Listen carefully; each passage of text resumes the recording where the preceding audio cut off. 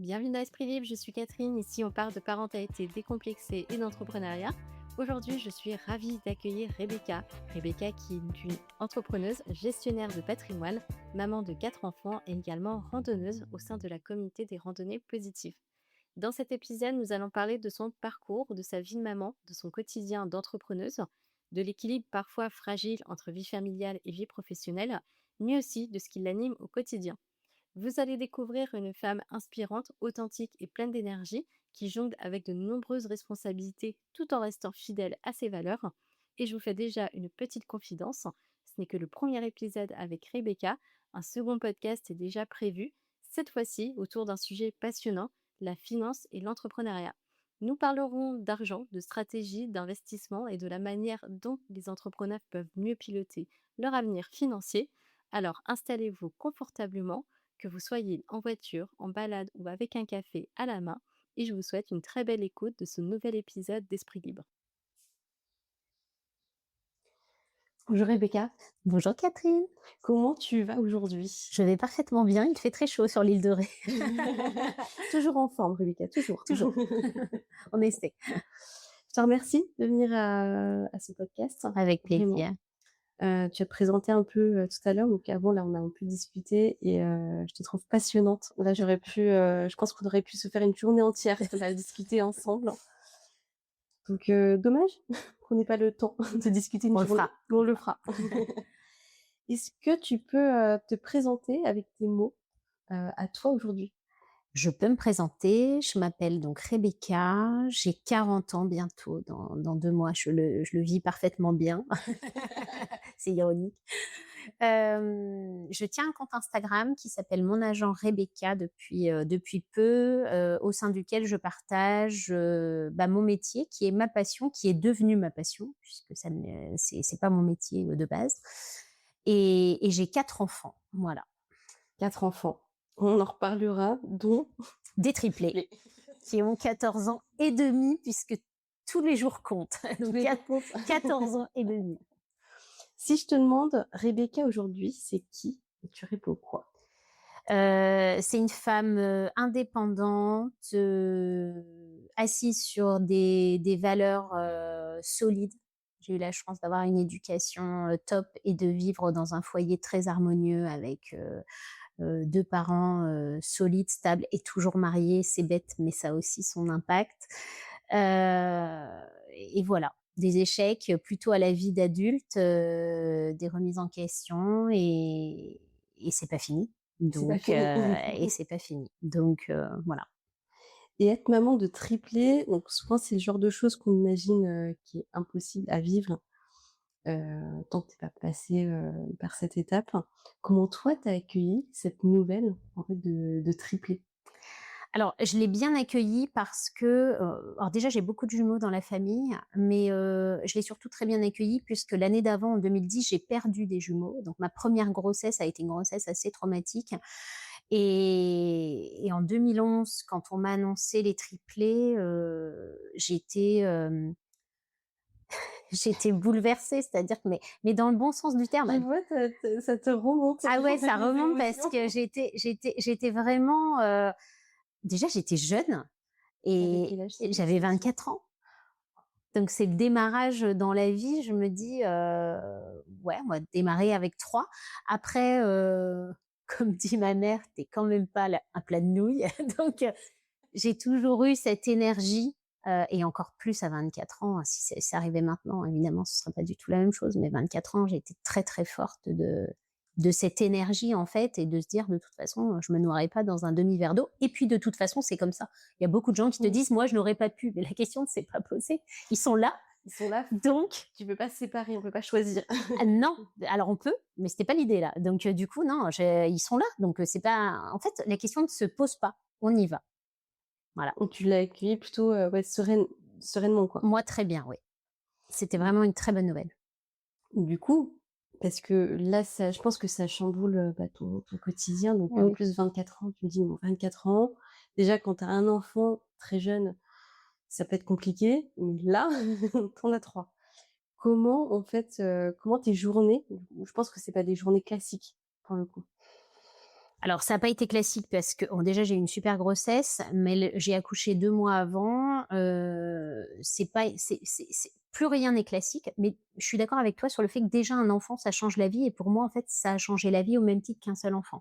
La seule chose qui diffère, c'est la logistique et c'est la logistique d'enfants qui ne sont pas, c'est pas des bébés cadom, c'est des petits bébés, ils sont fragiles, ils sont hospitalisés, tu es tout de suite dans un monde, hyper médicalisé avec voilà, des drames aussi, hein. On a vécu quand même des choses très compliquées. Aujourd'hui, ils vont très bien, mais ça a vraiment pas du tout été le cas toujours et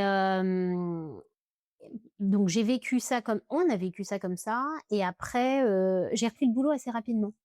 Bizarrement, D'accord. enfin rapidement, au bout de 6 mois parce que, c'était essentiel pour moi et quand j'ai repris le travail, dans le coup, ce que j'entendais dans le travail me paraissait parfaitement, superficiel par rapport à ce que je vivais à la maison. Encore une fois, le médical et cetera.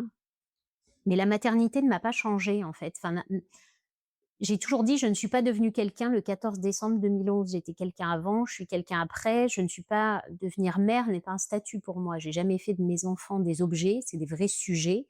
Je passe pas mon temps à parler d'eux. En fait, ils n'existent pas à travers moi et je n'existe pas à travers eux. Ce sont des entités, propres. Je les C'est adore, important.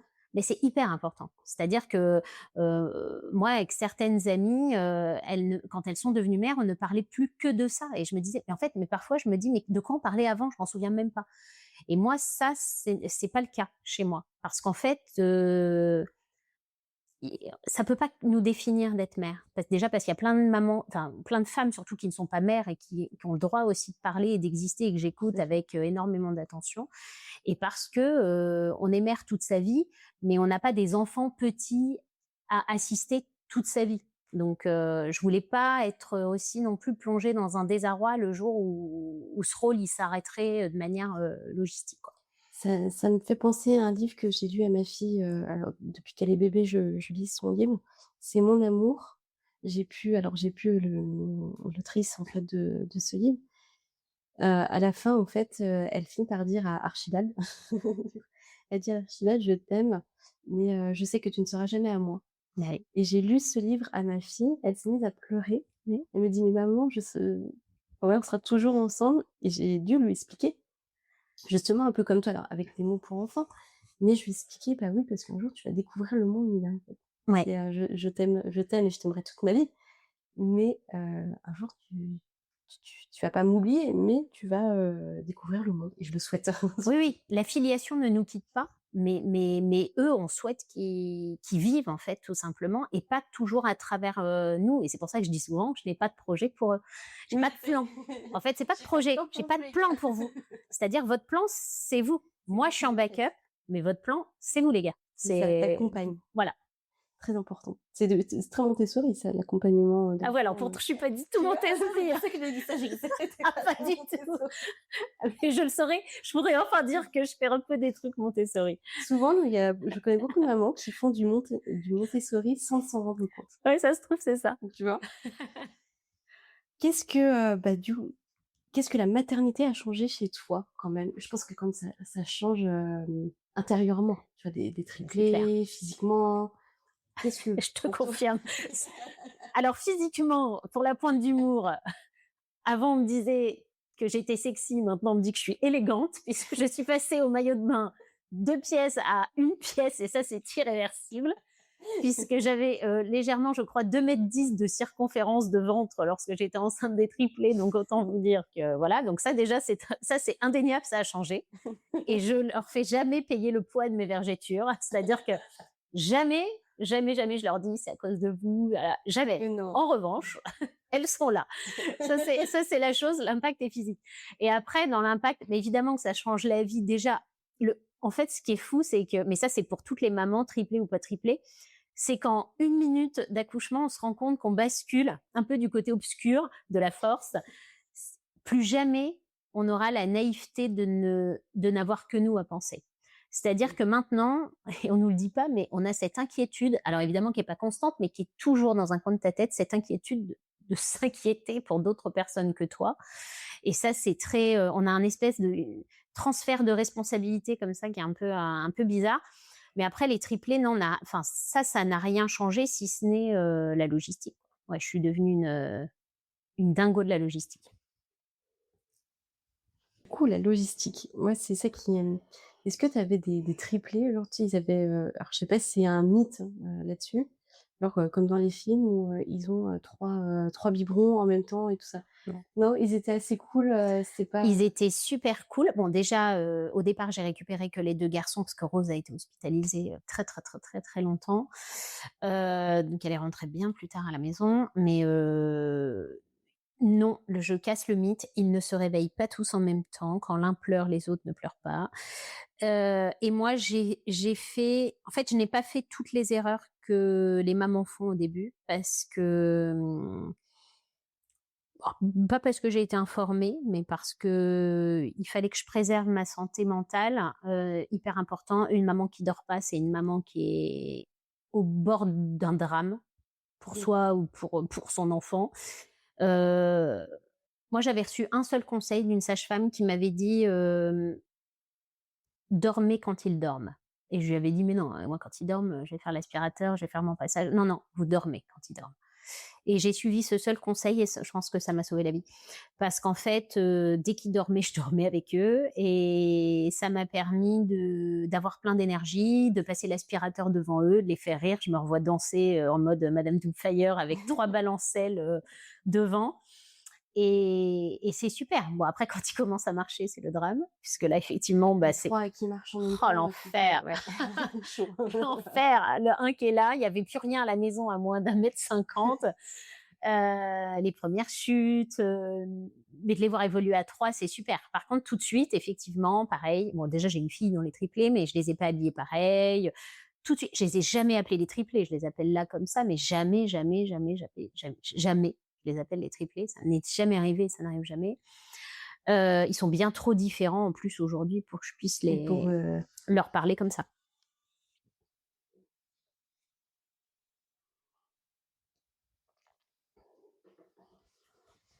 je suis d'accord avec toi où, enfin moi je suis pas fan. Après j'ai pas de jumeaux, de triplés et tout ça.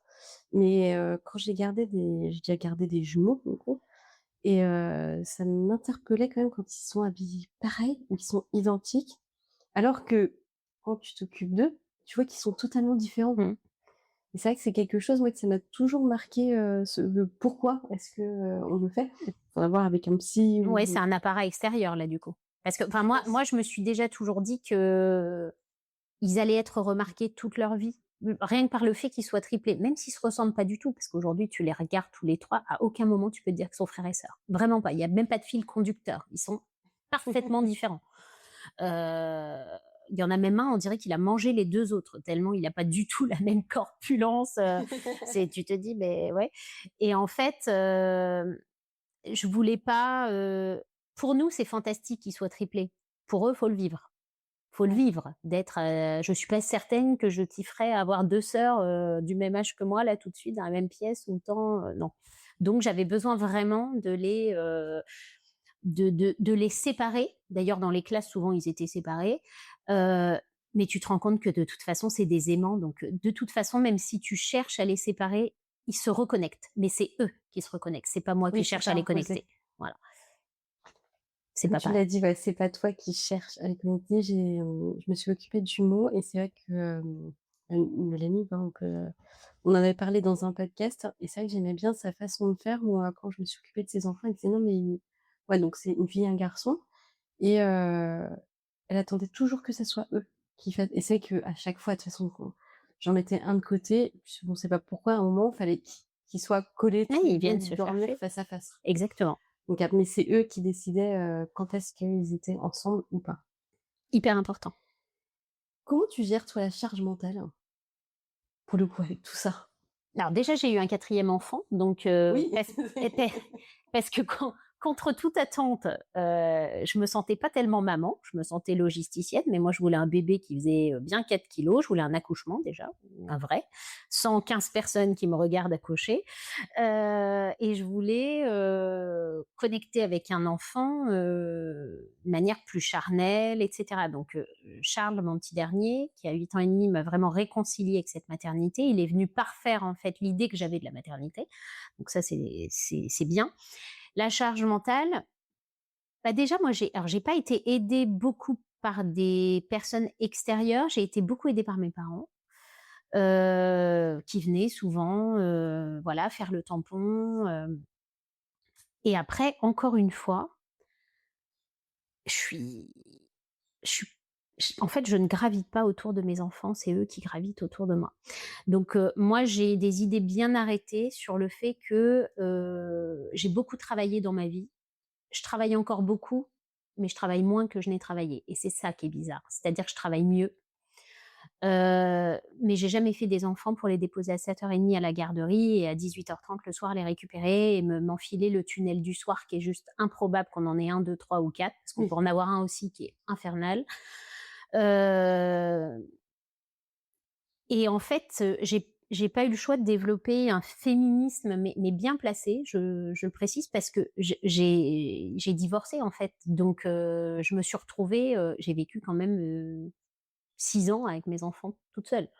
Donc, il y a que 2 côtés où tu bascules, hein. Soit tu bascules du côté où vraiment, tu vas devenir l'ombre de toi-même et tu acceptes que tes enfants voient ça, ou tu bascules de l'autre côté, Et où tu tu deviens une figure pour eux et moi j'ai des garçons et ça c'est important. C'est-à-dire que moi je voulais pas que mes garçons, en tout cas particulièrement, se disent: «Ouais c'est ça, enfin c'est c'est ça quoi?» une femme, Ouais c'est, c'est ça. se donner à fond pour un homme Ouais. et En fait, d'accord. ça renvoyait pas le bon message. Moi, mes enfants, les garçons en tout cas, je les ai élevés en leur disant, «Vous avez une place importante, l'homme a une place importante», quoi que qu'on puisse en dire aujourd'hui et moi je fais pas du tout partie de la vague wokisme et cetera.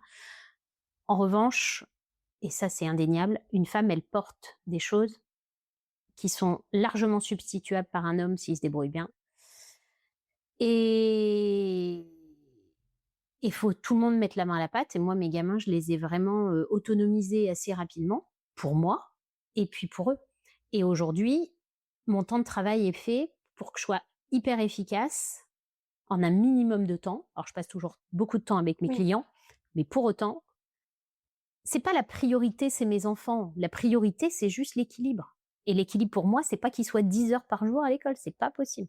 C'était pas envisageable pour moi et alors je ne culpabilise pas les parents qui sont dans ce cas-là, ni ceux qui ont des horaires décalés. Moi, je suis issue d'une famille où il y avait des horaires décalés. Par contre, le temps que je passais avec mes parents, c'était un temps de qualité énorme. Donc et j'étais indépendante. et c'est hyper important, je te rejoins vraiment là-dessus où, sur, la figure. Je vois avec ma fille, c'est j'ai choisi. Moi, j'avais envie, j'ai toujours envie, hein, d'ailleurs, de m'occuper d'elle. Je suis d'accord, pour moi, j'ai fait ma fille, pas pour la laisser, en fait, à la crèche. Je ne critique pas les mamans, en fait, qui le font. Des fois, elles ont pas le choix. Enfin, voilà, chaque vie est différente. Mais j'ai cette possibilité, du coup, de pouvoir, en fait, l'avoir avec moi et je voulais lui donner cette figure, en fait, de tu peux être une femme, autant parce qu'elle deviendra une femme et dire: «Mais tu vois, tu peux tout faire, tu es pas que là pour faire, le ménage, la vaisselle ou t'occuper des autres». Et c'est vrai que maintenant, elle va avoir, 5 ans. Elle a cette, faculté aujourd'hui où maintenant elle range. C'est pour toi, c'est pour que tu vives dans un environnement, propre, rangé. Et c'est vrai qu'elle le fait, c'est même pas pour moi, on n'a pas besoin de lui dire, c'est d'elle-même.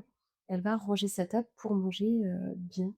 Ouais, c'est des automatismes, mais qui les rassurent aussi, je pense et moi, je pense que c'est en fait, j'ai un peu de mal avec les gens et c'est pas que féminin, c'est aussi masculin, les gens qui ne s'extraient pas de leur situation, quelle qu'elle soit, quel que soit le niveau social et qui vont me dire: «Ah ouais, mais moi j'ai fait un enfant et cetera, mais j'ai pas le choix, faut que je laisse». C'est faux, on a toujours le choix. Par contre, il faut revoir ses priorités. Moi, ma priorité, c'était pas de gagner plus dans la vie. Ma priorité, c'était de gagner, ce dont j'ai besoin pour faire vivre ma famille et mes enfants. Mais par contre, moi aujourd'hui, mes enfants, mais ils le savent d'ailleurs, on en parle souvent, jamais ils pourront me dire: «Ouais, mais de toute façon, tu étais pas là». Mais ouais, en fait, jamais, rien que cet argument-là, ils pourront jamais me le dire. J'ai déjà coupé l'herbe sous le pied. Ils pourront jamais me dire: «Ouais, mais tu étais pas là, tu étais pas au rendez-vous, tu étais pas». Si, en fait, j'étais partout. Donc en fait, Ouais. Tu t'es je fait plie le game tout de suite, en fait. Donc tu t'es fait les kermesses, chaque année, quoi? ouais, je me suis fait ça. Alors, pas toujours, parce que je veux bien de partout, mais voilà. Mais effectivement, j'ai joué le jeu et j'ai surtout alors c'est un petit revers de médaille, parce que tu as beau avoir fait des études, tu as beau avoir un métier qui est super sérieux, parce que je pense que j'ai un métier qui est quand même hyper sérieux, mais quand tu es à la maison, parfois pas trop tard, 17h30, 18h, et que quand ils rentrent du collège, ils te voient, ils ont l'impression que tu rien foutu de ta journée. Donc en fait, ils te disent: «Ouais, mais en fait, tu es là, ça va, ouais, ouais, ça va, ouais, mais nous, on va faire comment dans notre vie?» C'est un choix. J'ai aussi bossé dans le commerce pendant 15 ans et tous les samedis, j'étais en train de bosser et Et c'est comme ça. c'est des choix. On va parler un petit peu de ton métier. Là, on a parlé un peu de ta vie de maman, mais j'avais envie de parler un peu de ton métier parce que tu as dit, tu as un métier, très sérieux et c'est vrai que tu peux pas faire n'importe quoi. Ah non. Est-ce que tu peux nous dire, en fait, ce que c'est déjà la gestion de patrimoine? Ouais. C'est pour ça que j'en ai pas parlé beaucoup, en début parce que je pense que je j'ai pas les mots justes. Donc je te laisse un peu, parler de la gestion de patrimoine. La gestion de patrimoine, c'est un mot qui, malheureusement, je dis bien malheureusement, subit encore aujourd'hui une image qui est parfaitement biaisée, c'est-à-dire que gestion de patrimoine égale richesse, ce qui est parfaitement faux. La gestion de patrimoine, c'est un métier, en tout cas tel que moi je l'ai interprété, parce que je l'interprète encore différemment de mes homologues. La gestion de patrimoine, pour moi, c'est une prise en charge à 360 degrés de mon client dans ses projets à lui. C'est-à-dire que moi, je suis une marionnette, un chef d'orchestre, où le client vient me donner un peu sa liste au Père Noël. Moi, dans Rebecca, dans 2 ans, dans 3 ans, dans 4 ans, dans 5 ans, je veux être ça. Je veux avoir ça. Je voudrais toucher ça. Je voudrais faire ci. Et ça se traduit par l'argent, ça se traduit par les investissements, ça se traduit par l'immobilier, personnel ou professionnel. Et moi, je suis là pour dire, OK, si tu veux aller là, on met en place ce que j'appelle une guideline. En fait, on met en place une liste, une to-do list, et on y va. Et ça, c'est timé dans le temps. C'est-à-dire que, alors je suis pas là pour exaucer tes rêves, mais je suis là pour faire en sorte qu'ils se réalisent. Je me compare énormément à un médecin nutritionniste. C'est-à-dire que tu arrives, première consulte, oui, vous voulez quoi? Je veux perdre 30 kilos. Ok, on y va. Ça va prendre 1 an, ça va prendre 2 ans. Mais par contre, ce que je te dis de faire, il va falloir que tu le fasses parce que c'est ce qui va faire qu'on y Tu es le arrive. gluten. Je suis gluten. Je repense à ce merveilleux En fait, je suis un lion. Je suis un lion. Et l'avantage que j'ai moi et que j'ai voulu faire, c'est que longtemps, j'ai exercé mon métier en ne faisant qu'une partie du job. Et aujourd'hui, je veux plus faire ça parce que j'ai généré beaucoup trop de frustration et je laissais faire à d'autres le job et c'était pas fait comme je voulais. Donc aujourd'hui, j'ai passé toutes les certifications pour que je puisse organiser avec mon client, gérer son argent, ses assurances, emprunter pour financer ses projets et même chercher son bien, s'il veut un bien. C'est-à-dire: «Ouais, bah, moi Rebecca, je veux, un mobil-home sur le camping, en Normandie, faut me trouver ça». OK, et je m'en occupe. C'est hyper complet, ça. Je trouve, je finance. Voilà. Est-ce que c'est un métier que, tu avais toujours imaginé de faire ou pas du tout? Pas du tout. Je voulais être criminologue. J'ai commencé par des études de criminologie à 18 ans. D'accord. Et il se trouve qu'il y a, et je, bon, bah, c'est pas que je regrette pas, hein, j'adorais ce métier-là et c'est le métier que j'ai toujours voulu faire d'ailleurs depuis toute petite. Et j'adore la psychologie humaine, mais j'aimais encore plus la psychologie criminelle. Et il y a 20 ans, la criminologie n'était pas très développée en France et elle l'est toujours pas d'ailleurs. Big up à Xavier Dupont de Ligonnès si tu nous écoutes. Très, très, très, très mauvais. Euh, voilà, désolé pour nos enquêteurs. On n'a pas retrouvé Ligonnès. On n'a pas retrouvé Ligonnès et on a mis 30 ans à arrêter les autres. Donc voilà. Mais non, c'était très développé en Suisse, en Belgique, aux États-Unis. Sauf que moi, j'étais pitchoune et puis j'avais pas envie de partir et j'ai pas eu le courage, quoi, tout simplement. Donc j'ai bifurqué à ce moment-là. J'avais 18 ans, enfin 20 ans, et je me suis dit, bon, bah, qu'est-ce que t'aimes dans la vie? J'aime bien le maquillage. Ok. J'aime bien maquiller. C'est ça. Toujours d'ailleurs. Les gens ne me voient pas, mais. Et du coup, j'ai dit, bah, je suis allée voir mon père. Je lui ai dit, papa, je vais arrêter la crimino, puis je vais partir chez Sephora. Et là, il m'a regardé. Il m'a dit, pardon. Ça peut être.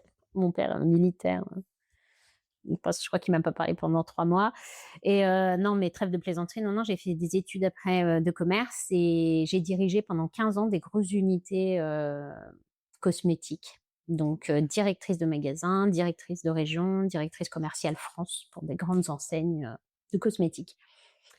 Et après, j'en ai eu marre du commerce et je me suis dit: «Bah, attends, ça fait 15 ans que tu fais des tableaux croisés dynamiques, que tu gères des points de vente, que tu gères des gens. Je pense que tu sais faire, un peu les sous, tu connais». Et donc du coup, j'ai, bah, fait une reconversion qui était pas une vraie reconversion parce que j'avais déjà le niveau d'études. Mais en tout cas, j'ai fait des certifications. C'est des métiers qui sont très, très, très, très ficelés en termes de déontologie et de formation. Donc j'ai refait toutes les formations et j'ai intégré un grand groupe qui s'appelle Generali, qui m'a mis le pied à l'étrier, qui m'a propulsée et après j'ai monté ma boîte.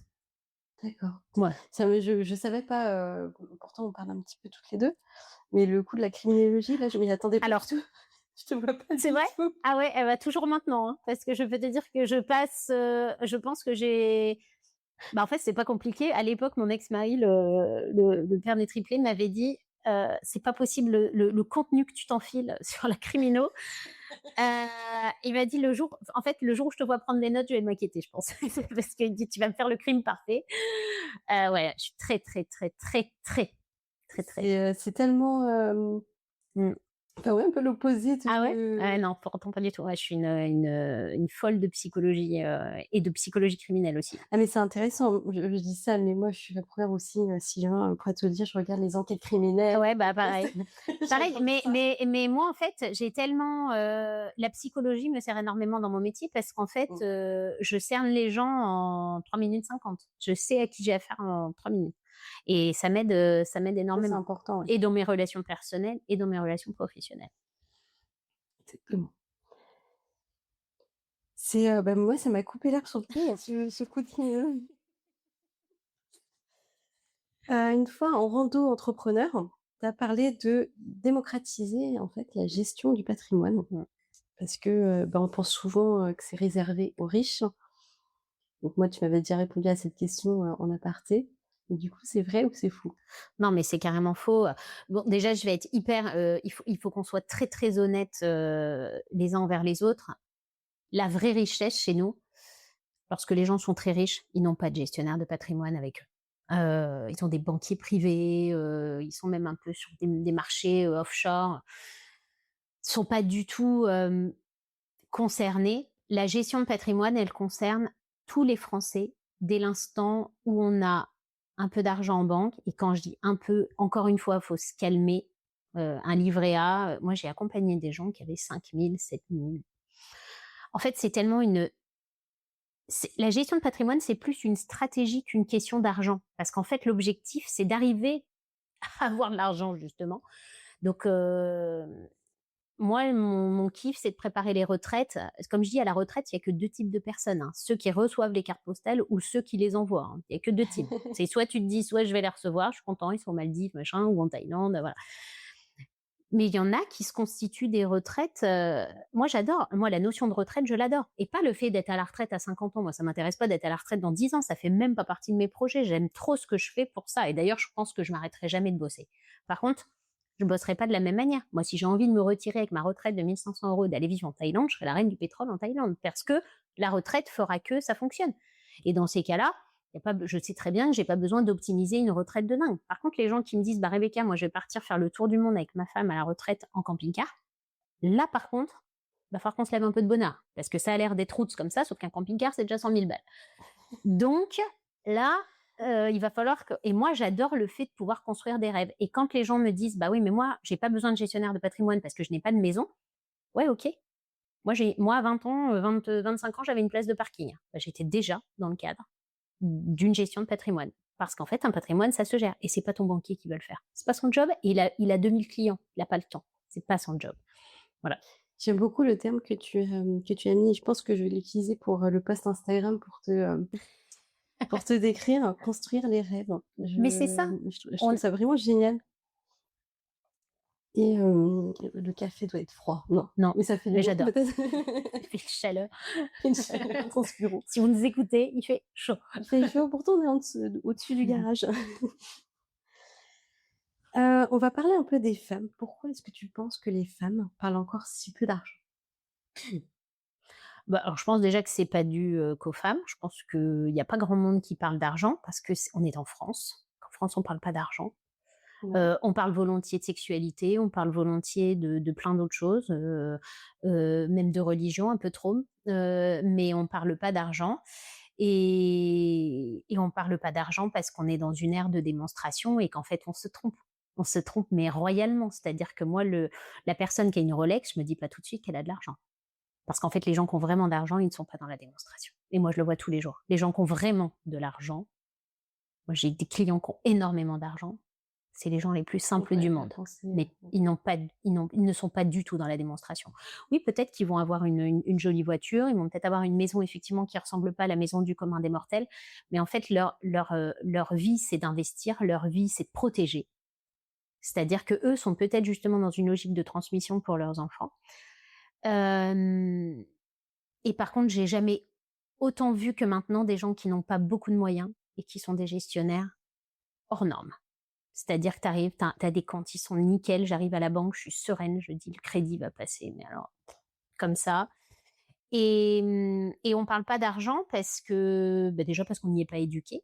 Moi, j'ai vécu dans une famille où on en parlait de manière, extrêmement libre, comme on parlait de tout et et puis moi, il y a un truc qui m'interpelle encore vachement et qui me rend malheureuse au possible, c'est que en fait, constamment, tu vas appeler ta copine pour dire: «Ouais, j'ai mangé dans un petit resto, une petite bruschetta, c'était super. Ah bah, mon gynéco, il est génial, tu devrais y aller. Puis mon médecin, il s'est super bien occupé de ma gamine», mais jamais tu diras: «Ah bah, attends, mon assureur, ma gestionnaire ou mon agent», comme on a envie d'appeler, «elle est trop bien, faut que tu la vois». Jamais, jamais, jamais. Parce qu'en fait, tu vas projeter, tu vas trouver ça bien pour toi et d'ailleurs, tu vas trouver comme c'est bien pour toi, faut vraiment que ça reste pour toi et ça, c'est un truc qui est hyper féminin, Oui, c'est mais très féminin ça. très féminin. «Ah, qu'est-ce que tu fait? Tu es jolie aujourd'hui». «Ah ouais, ouais, top», tu dis rien. Hop. «Ah, ton parfum, il est super». Hop, tu dis rien. C'est débile, mais on dit rien. En fait, on ne partage pas et je trouve que et ça, c'est terrible, sous forme de sororité mal placée, en fait, on biaise des sujets comme ça, alors que moi, je mets tout sur le tapis. Tu veux ça, tu veux ça, tu veux ma chemise, tu veux ce que tu veux, je te donne. Moi, je m'en en fait, je n'ai aucune retenue et l'argent pour moi n'est pas un sujet. En revanche, mon métier est un sujet, c'est-à-dire que j'ai un métier qui est confidentiel et que sous couvert que je sois sympa, je ne dirai jamais dans un groupe: «Tiens, je bosse avec un tel». Alors, de dire en plus ce qui se passe dans le rendez-vous, ça n'arrivera jamais, c'est très clair. Mais en tout cas, même jamais dire: «Ah bah tiens, on bosse ensemble». Moi, parfois, je suis dans des repas, on peut être, 20 personnes, j'ai 3 ou 4 clientes, elles ne savent même pas entre elles et c'est ça qui est significatif, c'est qu'elles savent même pas entre elles qu'elles ont le même agent, en fait. Mais en fait, pas parce que je le dis pas, parce qu'elles, elles ne s'en parlent pas. Donc elles ne OK. se refilent pas le bon tuyau en se disant, «Attends, tu devrais voir avec elle, elle va t'aider à mettre en place une stratégie», ce qui est quand même vachement sympa, surtout quand tu es entrepreneur, le but, c'est quand même de se passer le comptable, tu vas te le donner volontiers. Alors que le Ça comptable, c'est la même chose, hein. Je sais qu'il y a une entrepreneuse, qui m'a, où vous vous êtes rencontrés en fait à une rando et avec qui, tu l'as vue, ouais, il y a un moment et par contre, elle est venue me voir, elle me dit: «Oh, j'ai ren» en parlant de toi du coup, Rebecca, elle me dit: «Ah tu raison, faut mais nous on en avait parlé et c'est vrai que c'était hyper fluide où, elle m'explique un petit peu, le son rendez-vous avec toi. Je dis: «Ah OK, bah oui, du coup c'est intéressant, machin, tout ça». Là, on s'est refilé les contacts, mais tu vois, c'est une personne. C'est vrai que c'est une femme qui m'a dit alors que je sais qu'il y a d'autres personnes et tout ça, elles m'en ont parlé, mais très vite fait. Ça dépend vraiment des personnes, En fait, ça dépend des personnes et ça dépend, si le sujet arrive sur la table et en plus, ça dépend de la manière de l'amener. C'est-à-dire que moi, je vais pouvoir travailler avec des gens et je dis toujours, toujours, toujours, toujours quand je travaille avec des gens: «Moi, j'ai bien aimé, fais-toi ton idée». Parce qu'en fait, moi, quand tu me consultes, on n'est pas obligé de travailler ensemble. On met en place quelque chose. En plus, mon accompagnement ne coûte rien dans les faits, pour le moment, puisque ça changera peut-être. Mais en tout cas, pour le moment, j'accompagne et si après on travaille ensemble, et ben tant mieux. Mais de toute façon, demain tu pourrais, recommander une prof de yoga, bah, ça se trouve, toi tu as adoré et moi peut-être pas. et c'est humain. Mais au moins Mmh. parlons-en, quoi. On va rebondir sur, une loi qui est passée il y a pas longtemps. Mmh. Je crois qu'on avait échangé, vite fait Ça y est, là-dessus. elle va m'agacer. Ça y est, les 2 balles dans la machine. C'est que je sais, alors il y a 2 lois qui sont passées. On va en parler en particulier d'une, qu'on était, raccord là-dessus. On avait parlé, je crois, en rando, où il y a la loi qui est passée. La loi est passée, mais le temps que ça soit mis en place dans les écoles, il y a encore un petit moment, qu'il y aura eu un cours d'éducation Mmh. financière. Est-ce que, en fait, quand tu deviens parent, tu peux, préparer aussi, vu que toi tu es dans la gestion de patrimoine, préparer tes enfants à gérer leur argent? Et on vient du coup à cette loi où, ce que tu penses réellement en fait de cette loi, Alors, c'est compliqué. J'ai 2 idées. Bon, la loi, je la trouve super parce que je trouve génial qu'on commence à éduquer financièrement nos enfants. En revanche, et encore une fois, c'est très français, c'est-à-dire qu'on travaille la surface, la forme, mais on travaille pas le fond. Ils savent encore pas écrire français correctement, ils savent encore pas faire des maths correctement, heu et surtout, on sait très bien que s'ils ne s'extraient pas de leurs conditions, quelles qu'elles soient, ils gagneront pas beaucoup d'argent. Donc en fait, est-ce que c'est pas pour ça justement qu'on leur dit: «On va commencer à vous éduquer» et cetera? Bon, moi je trouve ça quand même bien parce que les éduquer financièrement, ça va dans la même mouvance que l'éducation civique à l'école et à l'instar du fait qu'il faut en savoir un peu plus sur les religions, en savoir un peu plus sur le harcèlement, en savoir un peu plus sur, la sexualité, et les tendances, de sexualité aussi qui existent depuis toujours, mais qui sont un peu plus mis en lumière aujourd'hui et je trouve ça super. Je trouve que l'éducation financière vient dans cette, mouvance-là aussi. Maintenant pour ses propres enfants, moi je suis contre ce que je vois en ce moment, les PICSP, les cartes bleues et cetera. On ne peut pas responsabiliser des enfants qui ne génèrent pas leur propre argent et moi si je prends mon exemple, dès que j'ai eu 18 ans et un bout de carte bleue avec, un bout de carnet de chèques, je me suis plus sentie en fait. J'avais l'impression d'être quelqu'un. C'était un truc de dingue. Et en plus, comme mes parents toute ma vie m'avaient dit oui, tu commenceras à la ramener quand tu auras une carte bleue et un chéquier, ce qui voulait dire dans leur tête quand tu commenceras à travailler. Mais moi, dans ma tête, c'était juste quand j'ai la carte bleue et le chéquier, c'était très pratico-pratique. Euh, on fait n'importe quoi. Donc en fait, je ne suis pas tombée dans le délire de l'argent de poche et mes enfants ont 14 ans et demi. J'ai essayé, ça a été vite avorté parce qu'en fait, dès l'instant où ils avaient 20 balles, 30 balles, ils en faisaient n'importe quoi. Moi, à l'époque, mes parents ils me donnaient de l'argent de poche, ils me donnaient, je crois que c'était 20 francs par mois. Mais 20 francs par mois, mais qu'est-ce que j'ai commencé à faire? Acheter un paquet de clopes, déjà. Voilà, très mauvaise idée. J'ai vite arrêté de fumer. En fait, j'ai testé des trucs. Mais on peut pas éduquer des enfants à quelque chose qui n'est pas palpable. On peut pas leur dire: On va vous donner une carte bleue alors que vous ne générez pas votre propre argent. Par contre, la sensibilisation peut se faire autrement. Et j'ai un exemple très concret. Sur Instagram, je fais des petites vidéos et il y en a une que j'ai faite, celle avec le gluten Oui. notamment. C'est ma fille qui l'a faite. Parce que ma fille, elle a des prédispositions à gérer un petit peu tout ce qui est informatique, etc. Elle m'a fait la vidéo, elle l'a montée, elle a mis des petits textes. Je lui ai donné 30 €. Et j'ai voulu lui donner 30 € et elle m'a dit: «Non, mais je préférais que tu m'achètes un truc, sur Vinted et cetera». Je lui ai acheté ce qu'elle souhaitait à hauteur de 30 € sur Vinted et les garçons m'ont dit: «Bah, pourquoi?» «Bah, parce qu'en fait, là, on est sur du travail. On est sur du travail, on est sur une compétence et en fait, ça se valorise et ça, je veux qu'elle le comprenne parce que du coup, c'est pas juste vider le lave-vaisselle et cetera, mais commencer à éduquer ses enfants en disant: «Bah, écoute, si tu fais ça, si tu m'aides à faire ça aussi, je trouve que ça a du sens, même quand ils sont petits. Moi, Charles, à 4 Mmh. ans, quand il m'aidait à faire quelque chose, il avait sa petite pièce de 2 €, qui est quand même plus logique que la petite souris avec la dent. Parce que moi, la dent, avec leurs 4 ateliers, ça m'a coûté un demi-bras. Cette histoire de souris, si je la tope, je l'égorge. Donc, en fait, l'éducation financière, je pense qu'elle passe plus par de toute façon, tu vas devoir travailler pour gagner ton argent. Je vais pas te donner une carte bleue, ni PICSP, ni quoi que ce soit à 15 ans, alors que tu ne génères pas ton argent. Ça veut dire quoi? Ils n'ont rien fait, ils ont une carte bleue, je trouve que le message est très mauvais, hein.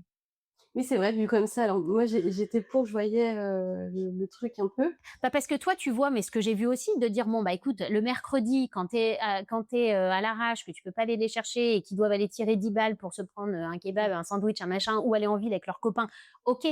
Mais déjà, la notion d'argent de poche, c'est déjà, ça rime à quoi? Pourquoi faire? L'argent de poche, pourquoi faire? Parce que dans les faits, moi, je ne leur refuse rien. S'ils ont besoin d'argent, je leur en donne. S'ils ont besoin de quelque chose, je le fais. Et quasiment sans sourciller. Mais en fait, tu sais, je vais faire un parallèle qui va peut-être te choquer, mais qui est très vrai dans ma tête. C'est comme l'alcool à la maison. Comment un enfant boit de l'alcool? Dans 90% des cas, l'enfant a commencé à boire de l'alcool chez nous. Si tu réfléchis, moi, j'ai commencé à boire de l'alcool chez moi. Mon père m'a fait tremper les lèvres dans le vin quand j'avais 16 ou 17 ans. Mon premier petit muscat, c'était à la fête du village avec mes parents, parce que bah, t'es déjà 17 ans, c'est bon. En fait, ils ont toute leur vie pour boire de l'alcool. Ils n'ont pas besoin de toi pour les initier. Moi, je suis dans l'autre cas où j'ai eu la chance, j'ai une maman, en fait, qui ne boit, pratiquement pas d'alcool. Donc il y avait pas d'alcool à la maison. J'ai pas le souvenir, en fait, qu'il y avait d'alcool et je suis issue, en fait, d'une famille où l'alcool, c'est pas, non plus quelque chose, en fait, qu'il y a au repas. Mais c'est pas toujours le cas. On a commencé à boire de l'alcool avec mes frères et sœurs, bah, quand on a commencé, nous, à faire nos propres Noël.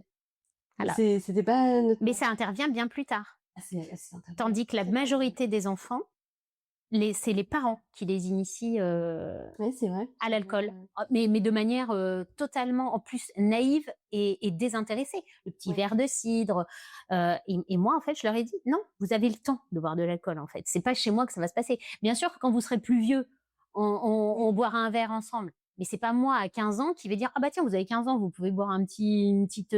Et c'est même dans la gestuelle. C'est-à-dire que même dans la gestuelle, ils vont pas boire une bière sans alcool. Parce qu'une bière sans alcool ou une bière avec alcool, la gestuelle est la même. Donc oui, un petit panaché, un petit truc. Mais en fait, c'est que des mécanismes que j'ai qui font que l'argent, tu peux pas donner une carte bleue à un gamin et lui dire que c'est comme ça que ça se passe. Et d'ailleurs, Charles me disait quand il était petit, qu'à un moment, j'avais pas de sous, je sais pas, je lui dis non, écoute, il me demandait encore un truc, je disais écoute, je n'ai pas de sous. Bah maman, t'as qu'à aller à la machine qui en donne. Ça m'avait fait exploser de rire. Mais t'imagines, dans la tête d'un gamin, il a juste l'impression que la machine en donne. Oui, c'est la machine, c'est vrai. Mais ma fille, elle est pareille. Quand, on lui dit, bah non, en fait, il y a pas de sous parce que des fois, voilà, si Bah, on quand il y en a pas, il y en a pas. tous les jours, il faudra qu'on lui achète un Voilà. cadeau et elle m'a déjà balancé cette phrase, bah, tu vas retirer de l'argent ou demande à papa. Enfin, elle a cette phrase: Ça, c'est «Demande à papa». magnifique. Ça, c'est très bon. Ouais, c'est pas un truc, bah, demande à papa. Voilà. Non, mais tu vois, c'est pour ça. Mais l'éducation financière en soi, je trouve ça chouette. Par contre, je suis pas sûre que ce soit le sujet principal à traiter là tout de suite en France. Mais enfin, pour l'éducation de nos enfants, j'entends. Moi, déjà, je voudrais qu'ils écrivent juste un petit peu sans faute d'orthographe, mais Bah, après, pour moi, en fait, de mon point de vue, en fait, l'éducation financière, je pense que ça peut être, intéressant, tu vois, sur ce que tu proposes. Tu vois, par exemple, la gestion de patrimoine, comment est-ce qu'on peut, comment vous pouvez investir un peu les basiques et j'en reviens où là, j'ai enregistré, il y a pas longtemps j'ai fait une interview avec Paul et on parlait un peu de ça. On nous apprend pas, par exemple, à être entrepreneur à l'école. ah On non. t'apprend à être salarié obligatoirement, mais tu as pas cette possibilité Je pense que d'être ça va entrepreneur. changer ça. Et ça, ce serait bien que ça change dans le coup, parce qu'il y a beaucoup d'entrepreneurs en France. Ouais, mais je pense que les entrepreneurs, du coup, là, on perd un peu de temps, alors que si dès le départ à l'école, on t'offre cette possibilité, mais il y en a plein, enfin, Mais moi, je les pousse, hein, mes enfants. Je leur dis, mais entreprenez. Moi, ma fille, par exemple, qui n'est pas scolaire du tout, par contre, elle a une passion dans la vie, c'est l'esthétique, elle veut être esthéticienne. J'ai dit, mais crois bien que jamais tu seras esthéticienne dans un institut. Tu vas t'ouvrir un petit truc, là. On va te mettre une table, on va te mettre un truc bien. Ça va être dans la douleur, hein. Tu vas les attendre, tes clients. Mais de toute façon, entreprendre, c'est douloureux. J'ai fait une vidéo il y a pas longtemps là-dessus. Ça se passera toujours dans la douleur. Mais vaut mieux que ça se passe dans la douleur pour toi que pour quelqu'un d'autre, hein. C'est toujours ce que je dis. Moi, les gens, quand ils me disent, ouais, mais tu sais, je gagne pas beaucoup d'argent. OK. Si je prends un SMIC, je sais pas combien le SMIC, 1500, 1600. Je suis persuadée, et franchement, que il y en a, ils ont des CPF qui dégueulent. Ils sont salariés depuis Ouais. 10 ans. Ils ont des CPF qui dégueulent. Je le dis comme je le pense. Et qui vont pas se dire, attends, je vais me faire un bilan de compétences. On a maintenant des gens, et tu en as 2, toi, dans ton équipe, là, qui sont capables quand même de t'aider sur la réorientation professionnelle, de faire un bon bilan de compétences, de mobiliser ton CPF, de créer une compétence. Et honnêtement, même si, enfin, n'importe qui aujourd'hui peut reconstituer 1500, 1600 euros en donnant de soi et en faisant quelque chose qu'il aime, j'en suis certaine. Je suis carrément d'accord avec toi là-dessus. Je pense que c'est vraiment c'est vraiment un sujet, hein. Je pense qu'aujourd'hui, on n'est pas, suffisamment valorisé. De toute façon, l'entrepreneuriat, les auto-entrepreneurs ne sont pas suffisamment valorisés parce que mine de rien, ils rapportent de l'argent, faut quand même aller Ouais, mais c'est les et il gens pourrait en qui rapporter ont plus. dit, Mmh. voilà, de ce que tu me disais aussi, hein, Ouais, peut-être parce que se limite, c'est pas un bon statut non plus, mais en ouais, tout cas, c'est un statut qui permet au début de commencer. de bien se lancer. Ouais. On va arriver à la fin de ce podcast et donc là, ça va être le moment des questions, un peu plus personnelles. Est-ce que toi, tu as déjà eu une phrase qu'on t'a dite et que tu n'as jamais oubliée? Non, je n'ai pas, j'ai pas de phrase, c'est plutôt, j'ai pas de phrase particulière. La seule, c'est: «Dormez quand ils dorment». Celle-là, je l'oublierai jamais. Non, c'est plutôt,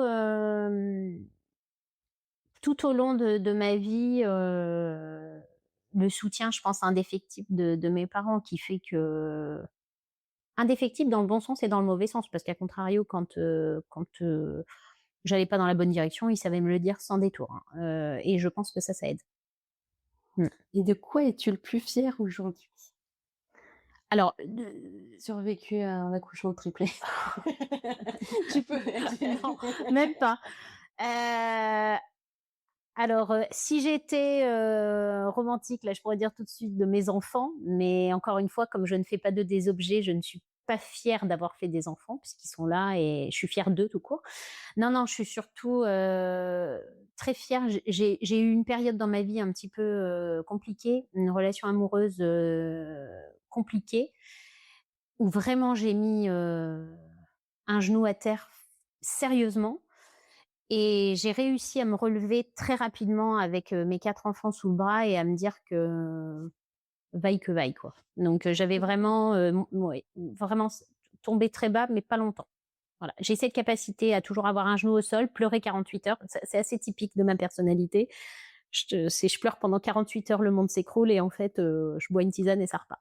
Ça marche très bien, ça, c'est exactement ce que je fais. Il y a des moments, je coupe tout, je pleure un bon Tu coup pleures, tu pleures, tu pleures, tu te dis: et «C'est la après tu fin, repars. Ouais, c'est ça. c'est la fin, j'en peux plus», et moi, je me souviens, d'un jour, mais vraiment, hein, c'est très triste, mais parce que j'étais très sérieuse à ce moment-là, mais d'avoir appelé une de mes amies, Nanou d'ailleurs, qui fait le même métier que moi quasiment, et je l'avais appelée, j'étais devant la Loire et avec dans ma voiture, je vais me jeter dans la Loire et elle me dit: «Vas-y», et en fait, je m'attendais pas du tout à cette réponse.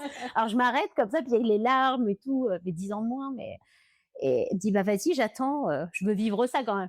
Mais je dis: «Pourquoi tu me dis ça?» C'est génial. Ah ouais. Elle me dit: «Mais je veux vivre ça quand même». Bah, je dis: «Mais pourquoi tu me dis ça, Bah, parce qu'elle me dit, «Si tu veux vraiment le faire, je pourrais pas t'empêcher de le faire».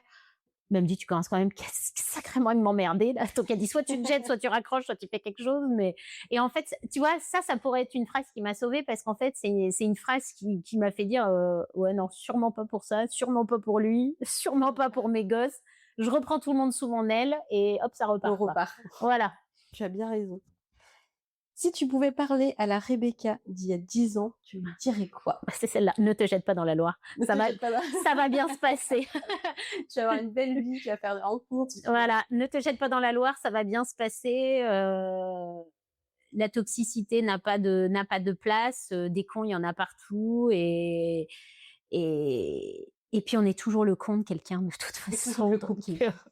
voilà, Ma allons-y gaiement. copine, a une copine, j'ai une copine, mais ça fait 20 ans qu'on se connaît et quand elle est pas contente ou voilà, quand elle est triste, des coups de mou, quoi, elle dit: «Oh lui, il me saoule». Je dis: «Bah écoute, moi j'emmerde les gens que tu emmerdes». Ouais, Voilà exactement, et ça marche très bien aussi. exactement. Et mais la Rebecca d'il y a 10 ans, elle disait pas grand-chose, et en fait, ce que j'ai appris, c'est que maintenant je dis. En fait, je suis devenue hyper cash.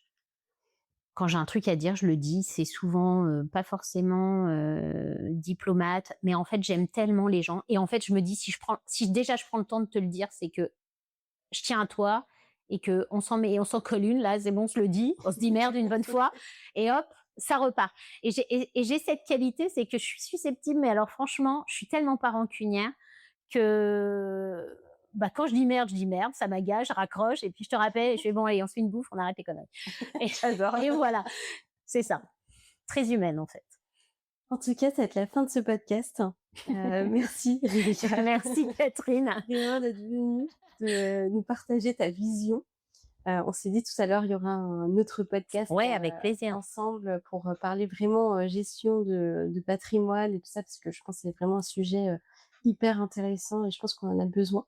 Et des femmes surtout, parce que je rappelle à qui veut l'entendre que c'est un métier de mec, hein, qu'il n'y a pas de Oui, femmes. c'est vrai, tu Ah, il n'y a dis pas de souvent, non, il femmes. y a beaucoup de femmes. Et bah voilà, donc merci, parce que je suis encore sur... T'es vraiment très intéressante. C'est sympa. Hyper intéressante. Et du coup, limite, je suis un peu frustrée. Je me dis, ah, j'aurais Non, bien mais été on se fera pour ceux qui nous écoutent, un round de 2 C'est ça. sur la gestion de patrimoine pour les entrepreneurs. Il faut vraiment croire en vous, en nous, parce qu'il n'y a rien de mieux que d'être géré par quelqu'un qui a les mêmes galères que vous, hein, c'est la réalité. Et vous verrez qu'on peut faire de grandes choses. Voilà. Je me dis que quelqu'un qui a eu la patience, le temps et un peu d'argent pour monter sa boîte et prendre des risques, c'est pas ça qui va lui faire peur en fait. Il faut qu'on aille au bout du game en fait. Et même s'il y a des réorientations, parce que parfois il y a des réorientations dans l'entrepreneuriat, c'est pas grave, ça marche aussi. Voilà, Tout fonctionne avec Rebecca. tout fonctionne. On y va, on défonce tout. Merci Rebecca. À Merci bientôt. Catherine, à bientôt. Merci Rebecca pour ce beau moment de partage. Merci à vous de nous avoir écoutés. Si cet épisode vous a plu, pensez à le partager et à le noter sur votre plateforme d'écoute préférée. On se retrouve très bientôt dans Esprit Libre avec Rebecca pour parler finance et entrepreneuriat. D'ici là, prenez soin de vous, faites-vous confiance et continuez d'avancer à votre façon. À très vite.